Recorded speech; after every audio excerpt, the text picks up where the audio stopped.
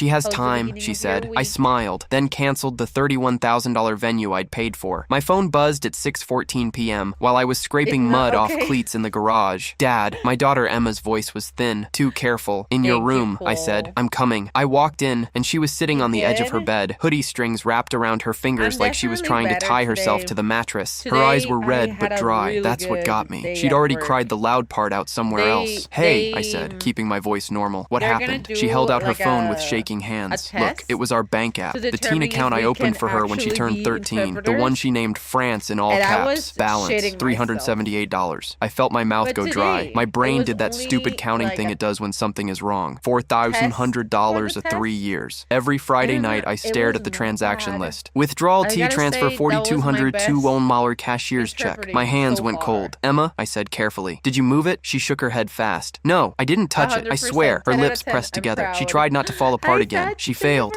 Emma's voice cracked. Grandma took it. I blinked once. What do you mean she took it? Emma's breath started doing that hitch thing. I went to the bank after school because Mrs. Daly said the first payment for the trip is due Friday, and I wanted to be early. She wiped her face hard with her sleeve like she was mad at the tears for existing, and the teller was like, oh, this account already had a cashier's check cut yesterday. I felt my stomach drop so fast it was like missing a step on stairs. I sat on the floor because my legs stopped trusting me. Yesterday, Emma nodded, eyes huge, and I asked who did it, and she said the account has an authorized adult on file. My mom, Emma, whispered, Dad, I'm not going to get to go. That's when the sob hit her. Not cute crying, full body, quiet, ashamed, sobbing like she was trying to make herself smaller so the loss would fit. I babysat for the Hendersons all summer, she said into her hands. I didn't buy homecoming tickets. I didn't get my nails done. I didn't. I put my hand on her knee. My fingers felt numb. I'll never get to go now. I didn't scream. I didn't throw anything. I stood up, picked up my keys, and said, get your shoes on. We're going to Grandma's. Emma's head snapped up. Dad, I'm not mad at you. I said, I'm going to ask one question, then I'm going to listen to the answer. And even as I said it, my brain was already counting again. How many times I'd let my family call it help. How many times I'd swallowed it because I didn't want drama. How many times Emma had watched me swallow it. We pulled into my mom's driveway at 7:02 p.m. The porch light was on like a stage. My mom opened the door before I knocked, smiling like we were there for dinner. Chuck, hi baby, she said to Emma. Sweet as syrup. Emma didn't move. She just stared past her like her body was trying to decide whether the house was safe. I held up my phone with the bank screen. My mom glanced at it, then back at me, still smiling. Oh, she said like I'd shown her a sale flyer. Yes, about that. That's when my daughter made a small broken sound and my mom said, perfectly calm, I borrowed it for your sister's wedding deposit. I'm Chuck. I'm 41. I coach rugby at a public high school in Raleigh, North Carolina, and I run a private training group on weekends for extra cash. Emma is 16. Smart, stubborn, the kind of kid who apologizes when other people bump into her. She got that from my side of the family. I've been trying to unteach it. Her mom and I split when Emma was 10. No big scandal, just two people who turned into roommates who hated each other. Emma lives with me full time. Her mom is in Charlotte and sees her once a month when she remembers. My mom Linda is 68,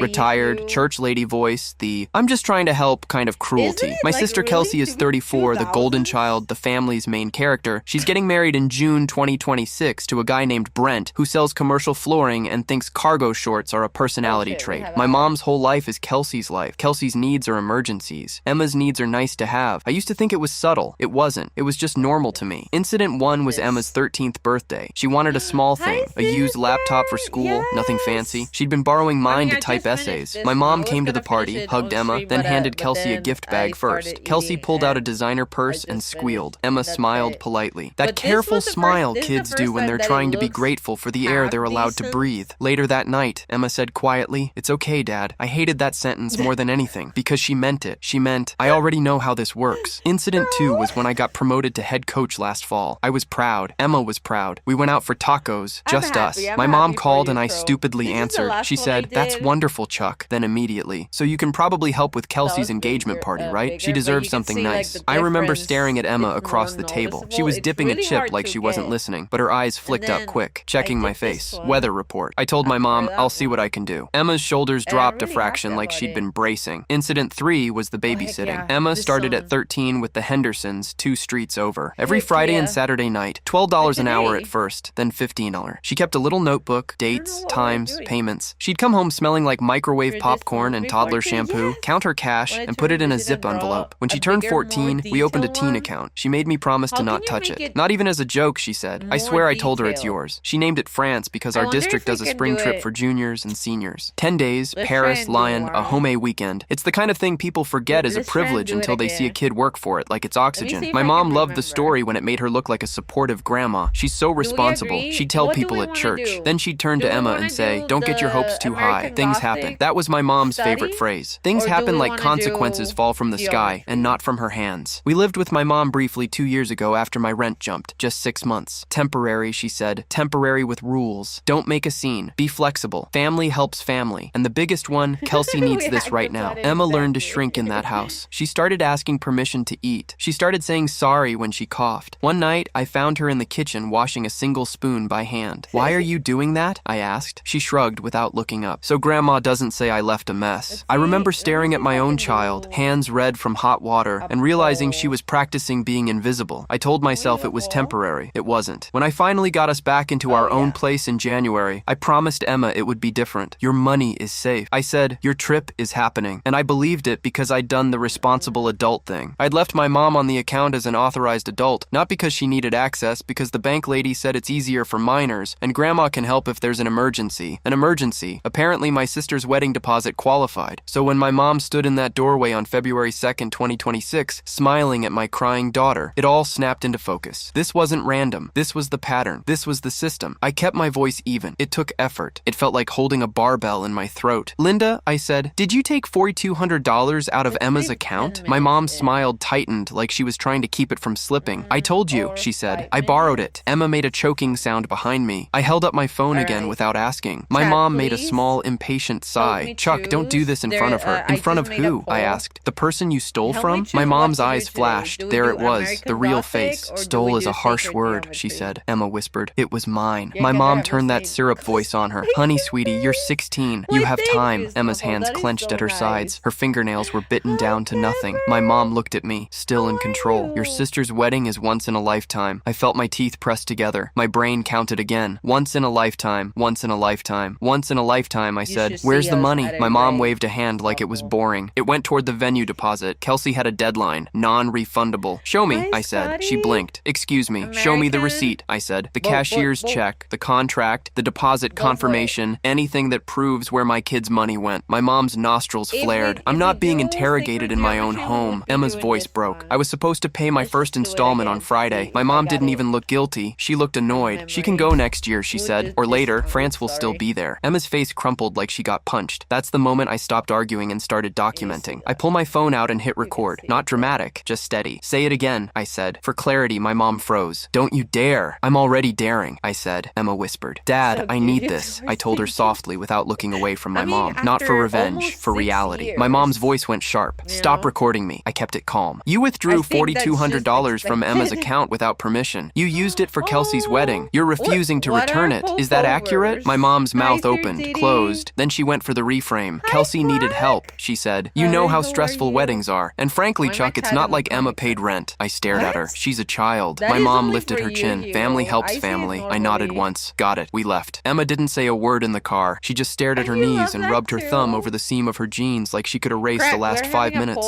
At home, I made tea. Neither of us drank. I opened my laptop and started a folder called Emma, France, 2026. I saved screenshots of the bank transaction. I saved the original account opening paperwork. I pulled up the school trip email. Payment 1 due Friday, February 6th, 2026. $1,500. Emma sat at the kitchen table with her arms wrapped around herself. "I should have hidden it," she whispered. I hated that. I hated that she was blaming herself for trusting her grandmother. I said, "No, you did everything right." She swallowed hard. "Is there any way?" "Yeah," I said. "There's a way." I called the bank the next morning at 8:11 a.m. I said, "I need to remove an authorized adult immediately." The woman asked, "Was there fraud?" I paused. My throat felt tight. I said there was an unauthorized withdrawal from a minor's savings. She got quiet. "Okay, we can flag it, but if the authorized adult made the withdrawal..." "I know," I said. "I'm still flagging it." She told me to come in. I took Emma out of first period. We went together. Her face was pale, jaw clenched like she was holding herself together with muscle. At the bank, the manager printed the withdrawal slip. Name, Linda Harper. Method, cashier's check. The manager said gently, "Because she's authorized, it's not technically theft under our policy." Emma's eyes flicked to me. "That weather report look." I kept my voice steady. "It can still be theft under the law." The manager didn't argue. She just slid the paper across like she'd seen this kind of family before. I asked for copies. All copies. I removed my mom from every account. I changed passwords. I put a freeze on Emma's credit because if my mom can justify taking $4,200 from a kid, I don't trust crossed the limits of her help. Then I called Kelsey. She answered on the third ring, breathless and happy. Hey, what's up? I said. Did Mom give you $4,200 from Emma's babysitting money? Silence. Then, oh my God, are you seriously calling me about that? Yes, I said. Did she? Kelsey sighed like I was a waiter who brought the wrong salad dressing. It's not like Emma won't go, she said. She can literally go another time. This is my wedding. I stared at the wall above my sink. My hands felt cold again. You knew? I said. Kelsey snapped. Mom said you'd understand. She said you'd be a team player. A team player. Like my kid's dream was a league game. I said, tell me the venue name. What? She barked. Venue, I repeated. Name? Address. Who's the contact person? Kelsey laughed. No, why? Because I'm solving the problem, I said. You're going to embarrass me, she said instantly. You're going to make it a thing. It's already a thing, I said. Emma is sitting at the kitchen table blaming herself for trusting her grandmother. Kelsey's voice went icy. Don't use your kid to manipulate me. I didn't yell. I didn't plead. I said name. She hung up. 10 seconds later, my mom called like clockwork. Chuck, she said sweetly. Don't you start trouble. I stared at my laptop screen at an open email draft I hadn't sent yet. I said, what venue is it? My mom went quiet for half a beat. Then, why? I smiled even though she couldn't see it. It wasn't a happy smile. It was the smile you make when you realize someone has been playing checkers while you've been quietly holding the receipts. I said, you're right. My mom softened, satisfied. I know I am, I said. Kelsey's wedding is once in a lifetime. Yes,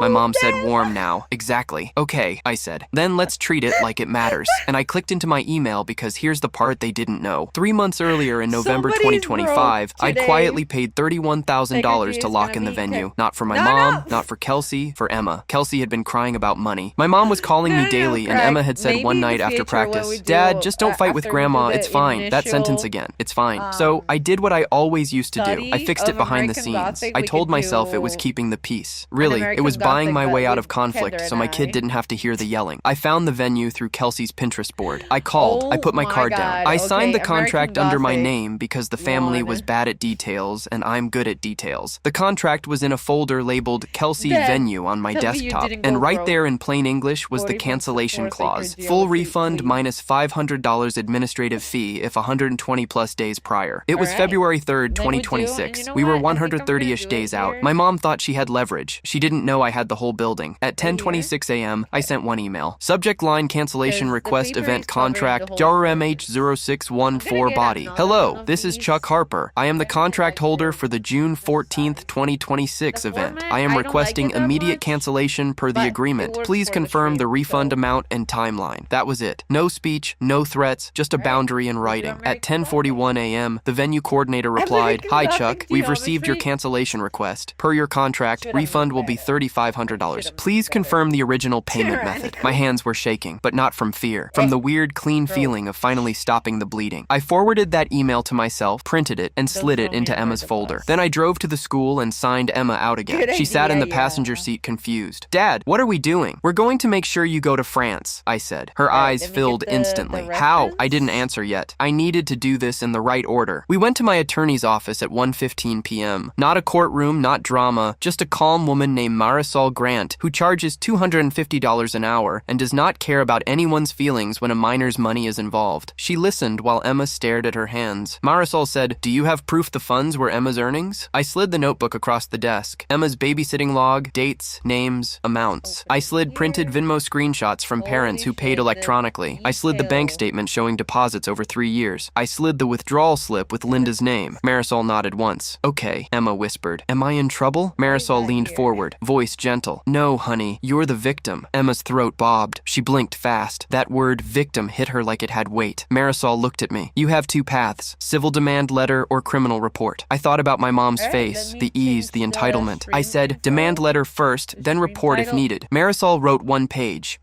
that did more than any family argument ever had. Return $4,200 within 72 hours, or we will pursue civil remedies and file a theft report regarding unauthorized conversion of a minor's funds. We printed 2 copies. I drove straight to my mom's house. Emma stayed in the car. She didn't ask to come in. She was done being close enough to be touched by it. My mom opened the door with that same practice smile. Then she saw the paper in my hand. What is that? She snapped. I handed it to her. A deadline. She scanned it, and for the first time all week, her face changed. Not guilt, panic. You wouldn't, she said, voice tight. I already did, I said. My mom's eyes narrowed. This is over a trip. I kept my voice calm. This is over you taking money from my child. She took a step forward, lowering her voice like she was trying to pull me back into the old rules. Chuck, she hissed. Don't you ruin your sister's wedding. I smiled real slow. You're You're right, I said. My mom's shoulders eased like she thought she'd won. Kelsey's wedding is once in a lifetime, I continued. My mom nodded smug. Yes, so she should be able to afford it without stealing from a teenager, I said. Her face went blank. What did you do? I pulled out my phone, opened the email thread, and held it up. My mom's eyes flicked over the words. Cancellation confirmed. Refund $3,500. Her mouth opened like she was going to yell. Then she remembered she hates scenes, so she whispered, furious. You paid for the venue? I said. Yes. You had no right, she spat. I nodded. You're correct. Her breathing went fast. You can't do that. Kelsey will be humiliated. I held my gaze steady. Emma was sobbing in my kitchen. My mom's eyes flashed. She's 16. She has time and you're 68. I said, you have enough time to learn boundaries. She made a sound like she'd been slapped. Then her phone started ringing inside the house. Over and over. That frantic, panicked ringtone sound that tells you someone else just found out. My mom looked past me like she could me away. Fix it, she said, voice shaking now. Call them. Tell them it was a mistake. I said one sentence. Clean. Final. I'm not available to fund a wedding built on stealing from my kid. I turned and walked back to the car. Emma looked up at me. Her eyes searched my face. Weather report. I handed her my phone. She read the email. Her hand flew to her mouth. Dad, she whispered. You paid that. I did, I said, and I canceled it. Her eyes spilled over. Not the broken sobs from last night. Different tears. The kind that come from a pressure valve finally opening. I don't want you to fight with them, she said, still trained to keep the peace. I put my hand on the steering wheel. Steady. I'm not fighting. I'm choosing. My phone lit up like a slot machine. Kelsey, what did you do? Kelsey, call me now. Mom, you are destroying this family. Dad, Chuck, please. I didn't answer. I opened the family group chat and I wrote one message. Mom took $4,200 from Emma's account without permission. I canceled the venue contract I paid for. Emma's money will be returned within 72 hours, or our attorney will file. Do not contact Emma. Send. Then I put my phone on Do Not Disturb. The first piece I noticed was small. 2 nights later, Emma sat at the table doing homework and hummed under her breath like she used to when she was little. Not loud, just enough to exist.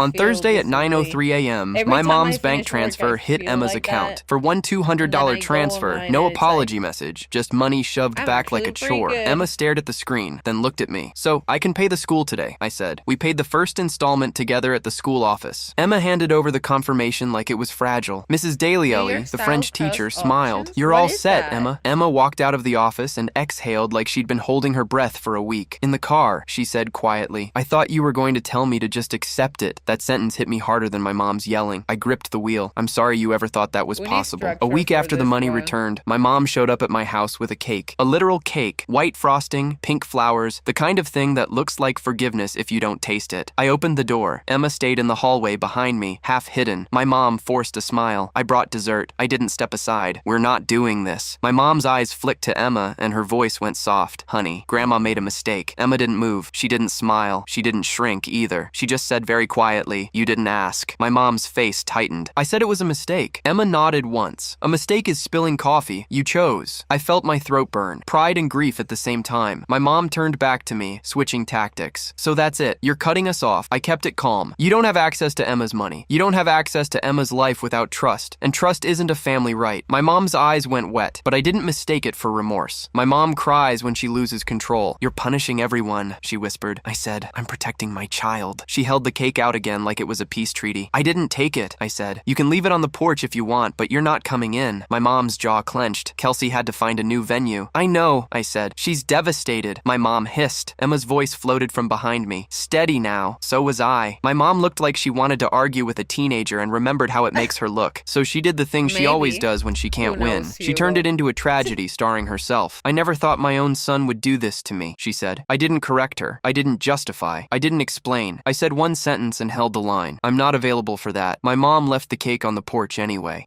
We threw it away. Not dramatically, just into the trash like it was what it was. Sugar used as leverage. Over the next month, the family tried one last rotation of tactics. My dad called inside a lot. Kelsey texted long paragraphs about stress and you don't understand what weddings cost. My mom sent a photo of me as a kid with the caption, remember family? I didn't respond to any of it. Emma went back to babysitting on weekends, but now she didn't hoard it in fear. We opened a new account at a different bank, only her name and mine. And for the first time in a long time, my daughter stopped apologizing for wanting something. In April, she came into the kitchen with a printed packing list for France and said like it was normal and aloud, Dad, can you help me find a power adapter? I smiled. A real one? Yeah. I said, I've got you. The moral is simple, and I learned it late. If someone can steal from your child and still call themselves family, then what they really mean is access. And access isn't love. Access is earned. My boundary is still in place. face. My mom is not on any account, Bro, not why on are you any so school big? form, not on any emergency That's why she contact said. list. And if she ever asks why again, my answer won't change. Love doesn't require my daughter to pay for it. Lessons Bro. learned. Protect your kids first. Family doesn't mean free access to steal. Keep records of everything. Don't let guilt control you. Real love doesn't require your child to pay for it. Sometimes the kindest thing is a firm boundary. Trust is earned, Wait, not